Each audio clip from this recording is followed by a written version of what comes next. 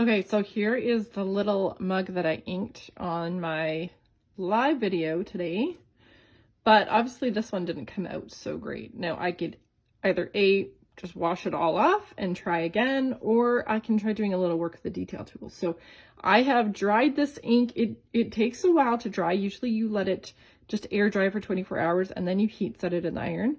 In the oven. Ironing is for fabrics, not for ceramics. But I just kind of dried it with my heat gun a little bit so that now I can kind of clean up some of the edges. So just in case you guys wanted to know like kind of how to do this. So it's easy just to clean it up, scraping it off with the detail tool. I find I use this quite a bit. And then you can kind of just like scrape off when it's much easier to do when it's been dried a little bit more.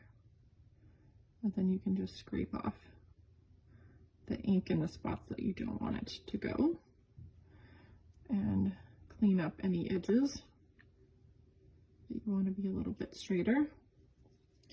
And I made this, obviously it's just, this one I had issues with just because of the curved surface. So if I was doing this again, I might just do like one strawberry, because then I could keep it much more flat, or just do one strawberry at a time, or do no strawberries and keep it easy and just do the words. On a larger mug, I did a larger mug and it was much easier. But just on this small curved surface, it just wasn't easy to get the transfer nice and flat. So, but that's not too hard to fix up with the ink on this ceramic surface.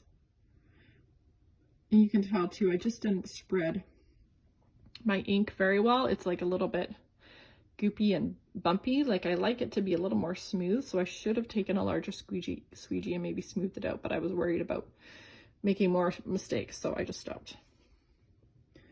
But yeah, that's how I'm fixing this little guy. And now it looks a lot better.